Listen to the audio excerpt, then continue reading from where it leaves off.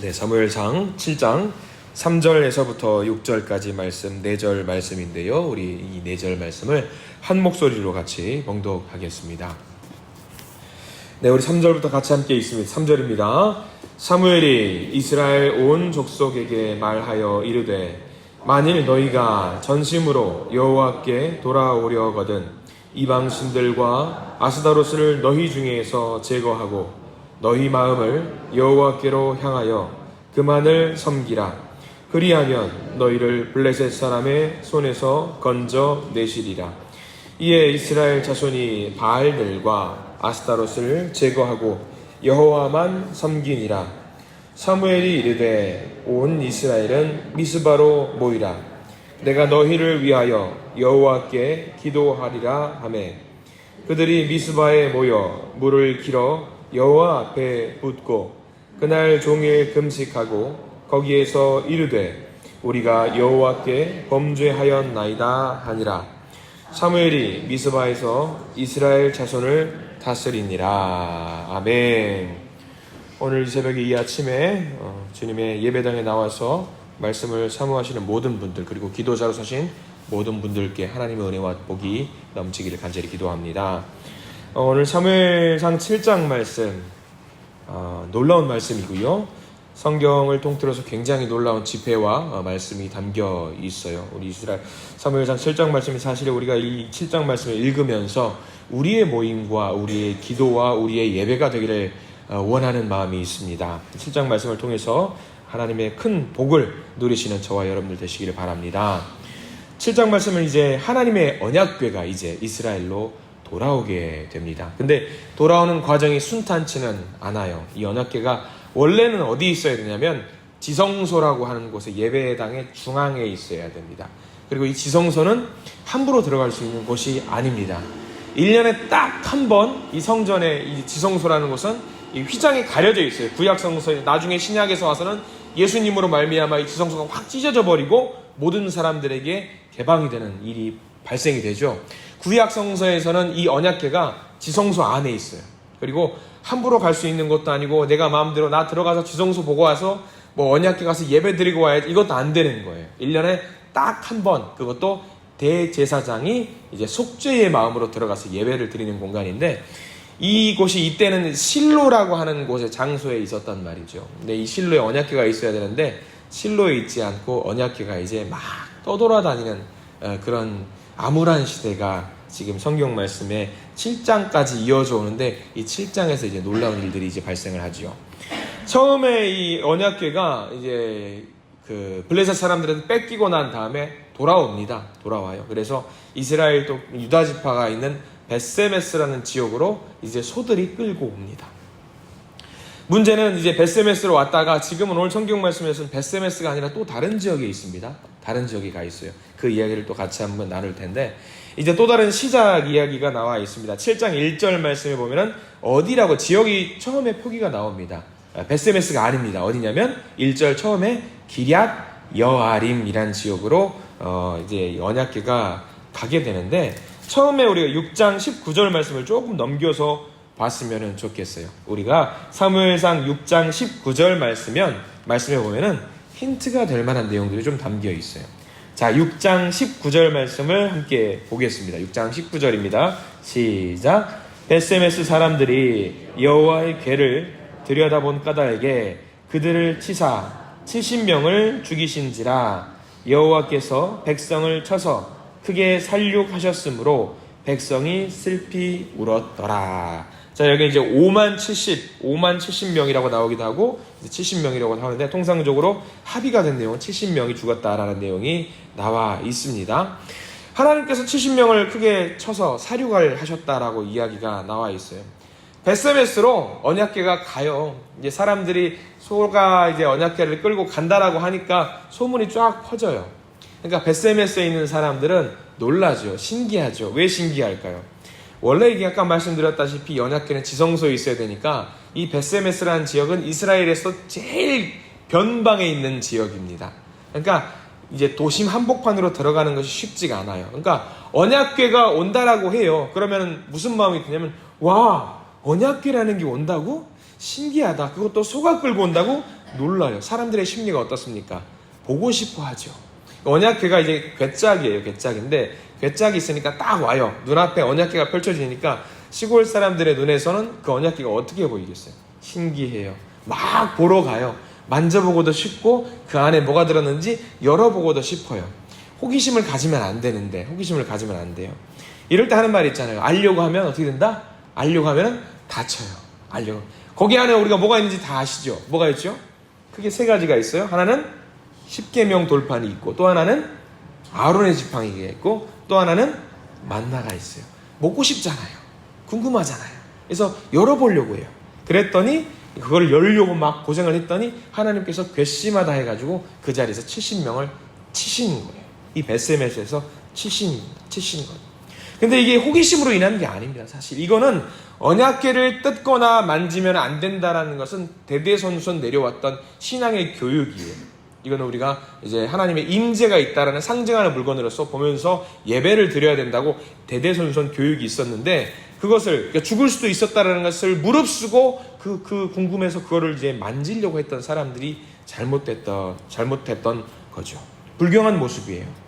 언약궤 그거 별거 있겠어. 조상들이 이야기하던 보물이 들어있겠지. 보물 한번 들여다볼까라는 마음으로 그거를 만졌던 거고요. 그 불경한 모습을 보고 하나님이 그 언약궤를 만졌던 사람들을 다 치시는 거죠. 이제 베스메스 사람들이 눈앞에서 70명이 죄다 죽으니까 어떤 마음이 생겨요? 두려운 마음이 생기고 경외하는 마음이 생기게 됩니다. 그래서 6장 19절 말씀을 우리가 읽으셨는데 20절을 넘어가면은 이 사람들이 어떤 마음이 생겼는지 알게 됩니다. 20절 말씀을 함께 보겠습니다. 20절입니다. 베스메스 사람들이 이르되 이 거룩하신 하나님 여호와 앞에 누가 능히 서리요 그를 우리에게서 누구에게로 올라가시게 할까 하고. 자, 여기서부터 이제 이스라엘 백성들의 태세가 조금 전환이 됩니다. 우리가 밑줄을 그어야 될 부분이 있어요. 이 거룩하신 하나님 여호와 앞에 누가 능히 서리요 라고 이들이 이제 고백을 합니다. 깨달음을 얻은 거예요. 하나님께서는 정말 위대한 분이구나. 하나님께서는 대단한 분이구나. 이것을 우리가 잘 간수하고 간직했어야 하는데 그것을 하지 못했다라는 마음에 두려운 마음과 함께 경외하는 마음이 생깁니다. 그리고 베스메스 사람들이 이 여호와의 궤를 감당할 수가 없다라는 생각이 들어요. 여기 뒀다가는 자기들이 더 죽을 수도 있겠다라고 생각하고 이거를 조금 다른 지역으로 보내버립니다.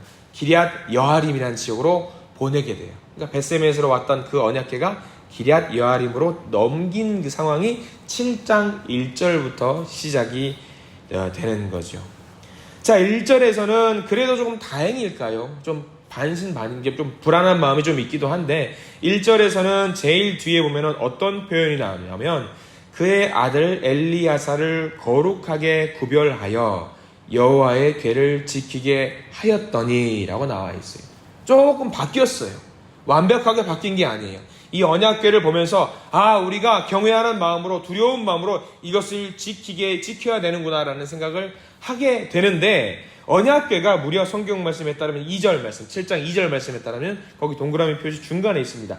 몇 년 동안 지키냐면 20년 동안 언약궤가 거기 있게 됩니다. 20년이에요. 20년. 나름 경건한 마음으로 지키려고 했는데 20년간 그 언약궤가 거기 있는 거예요. 여기 2절 말씀에는 희망과 절망이 같이 있어요. 절망은 뭐냐면 20년 동안 이 언약궤가 이 기럇 여아림에 있었다라는 이 말은 뭘 말할까요? 예배가 이때 당시에는 다른 곳에서 진행되면 안 돼요. 무조건 성전이라고 하는 그곳에서 예배를 드렸어야 됩니다. 그러면 성전에 언약궤가 없었다라는 것은 뭘 말해요? 대제사장이 1년에 한 번 지성소에 들어가서 속죄의 예배를 드려야 돼요. 이스라엘 백성들, 하나님 우리 이스라엘 백성들을 모두 용서해 주십시오로 예배를 드려야 되는데 1년에 한 번 그 거룩한 예배를 드린단 말이죠. 언약궤가 지성소에 없다라는 얘기는 그 속죄의 예배를 드렸다는 얘기, 못 드렸다는 얘기예요. 20년 동안 예배를 못 드렸다는 걸 말합니다. 절망이에요. 20년 동안 예배를 드리지 못했으니까 20년 동안 그 죄가 쌓였다라는 얼마나 절망인지 몰라요. 그런데 희망이 있다고 말씀드렸어요. 2절 제일 끝에 보면 밑줄을 꼭 그어두셔야 돼요. 7장 2절 제일 끝에 온 족속이 여호와를 사모하니라 라는 말이 나와 있어요. 반드시 밑줄을 그으시고요. 사모했다라는 말에 동그라미 표시를 해두셔야 돼요. 왜냐하면 이 사모했다라는 표현은 굉장히 잘 번역한 겁니다. 원어로 번역하면 애통하다라는 표현에 가까워요. 왜 이게 중요하냐? 하나님 어디 계세요? 하면서 애통했다라는 거죠. 20년 동안 이 사람들의 마음을 회복하게 되는데 이 애통이 왜 중요하냐면 우리가 사사기 말씀을 보면서 패턴이 있다라고 말씀을 드렸습니다. 계속 제가 말씀을 드렸으니까. 어떤 패턴이냐면 처음에 이스라엘 백성들이 범죄해요. 범죄한 다음에 뭘 하냐면 하나님께서 외적을 들어서 이 사람들을 쳐요. 이 외적의 공격을 당하고 난 다음에 이스라엘 백성들이 어떻게 하죠? 회개하고 애통한 마음으로 하나님 앞에 나아갑니다. 그 다음에 애통한 다음에 하나님께서 사사를 일으켜 세워주시는 이 패턴이 쭉 계속 반복이 된다고 말씀드렸잖아요. 지금 이스라엘 백성들이 여기 사모한다, 애통한다라는 표현이 뭘 말하는 것 같아요? 세 번째입니다. 애통하는 거예요. 하나님께 회개하는 거예요. 그러면 이 애통하고 회개한 다음에 뭐가 있었죠? 이스라엘 백성들을 사사를 세우셔서 회복시켜주는 역사가 이 패턴이 있었어요. 그러면 이때 누가 등장을 하느냐? 이렇게 애통하고 나니까 3절 말씀에 드디어 이 유명한 선지자가 등장을 합니다. 사무엘이 3절에 등장을 하는 거예요. 사무엘이 등장했다는 건 뭘 말하냐면 회복을 시키시겠다라는 하나님의 강력한 의지가 이제 7장 말씀에는 담겨 있는 거예요. 3절이 그래서 굉장히 중요합니다. 그럼 성경 말씀에서 밑줄을 그어야 되는 부분이 굉장히 많이 나오는데 제가 한번 빨리 읽어드릴 거예요. 3절 말씀 눈으로 한번 따라오십시오. 3절입니다. 사무엘이 이스라엘 온 족속에게 말하여 이르되 만일 너희가 전심으로 여호와께 돌아오려거든 이방 신들과 아스타로스를 너희 중에 제거하고 너희 마음을 여호와께로 향하여 그 뒤에 밑줄을 그으십시오. 그만을 섬기라. 그만을 섬기라. 그리하면 너희를 블레셋 사람의 손에서 건져내시리라. 사무엘이 이야기합니다. 그를 섬겨라? 아닙니다. 그를 섬겨라? 결코 아닙니다. 누구만을 섬겨라? 그만을 섬겨라. 애통하는 마음이 생겼어요. 이스라엘 백성들 20년 동안 절절하면서 하나님 우리를 도와주십시오 하면서 절절한 마음이 생기고요. 사무엘이 지도자로 세워지고 모든 진실된 상황들과 회복되는 상황들이 조성이 되면서 제자리를 찾아가는 거예요. 이스라엘 백성들을 향해서 사무엘 선지자가 말을 합니다. 그만을 섬겨라. 그만을 섬겨라. 그동안에는 다른 어떤 지도자들이 나와서 그만을 섬겨라 했을 때 그만을 섬기지 않았습니다. 바알도 섬겼습니다. 아스다라도 섬겼습니다. 그러니까 여호와 하나님은 그만을 섬긴 게 아니라 그를 섬긴 거예요. 근데 이 그만을 섬겨라 했던 이 사무엘 선지자의 선포에 4절 말씀을 보면은 이제 그들이 정신을 차리고 화답하는 내용이 나와 있어요. 4절 말씀 같이 한번 우리의 고백으로 한번 같이 한번 다시 읽겠습니다. 시작. 이에 이스라엘 자손이 바알들과 아스타롯을 제거하고 여호와만 섬기니라. 밑줄 그어야겠죠? 여호와만 섬기니라. 여호와를 섬기니라가 아니에요. 여호와만 섬기니라입니다. 여호와만. 얼마나 감사한 일이 발생이 된 거예요. 그리고 성경 통틀어서 우리가 너무나도 잘 알고 있는 대단한 대집회가 펼쳐집니다. 우리는 이 집회를 뭐라고 명명하죠? 미스바 집회라고 합니다. 미스바 집회. 5절에 미스바 집회에 나와요. 그리고 미스바 집회에서 온 모든 이스라엘 백성들이 모여서 뭐 하냐면 기도하고 금식하고 예배를 드리는 일을 합니다. 하나님께서는 이스라엘 백성들 이런 모습을 보면서 이제 왕을 세우는 일을 이들에게는 왕을 세워서 내가 이들을 다스려야 되겠다라는 마음을 잡으시고 이제 왕정 시대가 열립니다. 달라졌어요. 우리 아이가 달라졌어요 하는 것처럼 이스라엘 백성들이 달라졌습니다.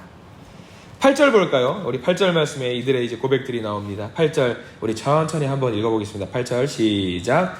이스라엘 자손이 사무엘에게 이르되 당신은 우리를 위하여 우리 하나님 여호와께 쉬지 말고 부르짖어 우리를 블레셋 사람들의 손에서 구원하시게 하소서 하니. 자, 이제 이스라엘 백성들이 어떻게 달라졌어요? 이제 이 사람들이 이스라엘 백성들을 위해서, 그러니까 사무엘 선지자에게 이야기를 합니다. 우리를 위해서 기도해 주십시오. 우리도 지금 당신을 따라서 기도하겠습니다 라고 결단하고 주님 앞에 나아가는 모습이지요. 그리고 9절 말씀 제일 끝절 보십시오. 9절의 제일 끝에 보면은 이제 이러한 이스라엘 백성들의 모습을 두고 하나님께서 어떻게 하시냐면 9절 제일 끝에 보면은 여호와께서 응답하셨더라. 온전히 하나님만 바라보고 기도했더니 하나님이 이제 드디어 응답하셨어. 하나님이 응답하셨어. 그래서 이 미스바 집회가 너무나도 감사한 집회인 거예요. 간절히 기도했더니 드디어 여호와 하나님께서 응답하셨더라. 그리고 전쟁이 나지요. 이제 미스바에 사람들이 모였다라는 걸 보고 블레셋 사람들이 다 모여서 한 방에 혼내줘야겠다라고 생각하고 공격을 하러 갔더니 하나님이 응답하시지요. 이 블레셋 사람들을 하나님이 직접 치시기 시작합니다. 그리고 이스라엘 백성들이 그 잔당들을 쫓아서 무찌르러 가지요. 그래서 여기서 나온 유명한 말이 있죠. 뭐가 있습니까? 12절 말씀. 12절 말씀 한번 볼까요? 12절 함께 있습니다. 사무엘이 돌을 취하여 미스바와 센 사이에 세워 이르되 여호와께서 여기까지 우리를 도우셨다 하고 그 이름을 에벤에셀이라 하니라. 거기 밑줄을 그으셔야겠죠. 여기까지 우리를 도우셨다 하고 에벤에셀이라 하니라. 우리 찬양들 에벤에셀 하나님 막 고백을 하는 찬양이 있잖아요. 하나님께서 여기까지 우리와 함께 하셨다. 이스라엘 백성들의 이 고백이 우리의 고백이 되기를 간절히 기도합니다. 오늘 우리에게 이 말씀을 주신 이유가 무엇일까요? 우리의 문제를 한번 보기를 원합니다. 우리 가정의 문제도 있고 관계의 문제, 질병의 문제, 경제적인 문제 많이 있을 겁니다. 걱정이 사실 한 보따리입니다. 새벽에 일어나서 주님의 예배당에 나오면서 기도하고자 나왔는데 걱정거리가 너무 많잖아요. 하나님 이것도 들어주시고 저것도 들어주시고 저것도 해결해 주시고 이것도 해결해 주시고 너무 많은 걱정거리들을 한 보따리 가지고 나왔을 줄 믿습니다. 염려할 것들 한 보따리인데 이 순간 우리에게 뭐라고 말씀하시는 것 같습니까? 미스바에 모여서 모두 애통하며 회개했던 그 모습을 다시 한번 기억하고 이 모습대로 기도하고 하나님 앞에 나오기를 바라시는 것 같아요. 오늘 이스라엘 백성들이 변했던 바뀌었던 이 모습을 잘 기억하시기를 부탁을 드립니다. 문제 앞에 먼저 하나님께 간절한 마음으로 사모하는 마음으로 애통하는 마음으로 나와서 기도하실 수 있기를 바랍니다. 그래서 여호와를 섬기는 것이 아니라 여호와만 섬기겠다고 고백하십시오. 여호와께서 문제를 해결해 주실 거라고 고백하지 마시고 여호와만이 이 문제를 해결해 주실 수 있다고 고백하시기를 바랍니다. 이 간절한 우리의 목소리를 두고 주님은 가만히 있지 않으실 겁니다. 반드시 우리의 요청에 응답하실 줄 믿습니다. 오늘 선물로 주신 오늘 하루의 삶이 에베네스를 하나님을 경험하는 복된 하루가 되시기를 간절히 축원합니다. 기도하겠습니다.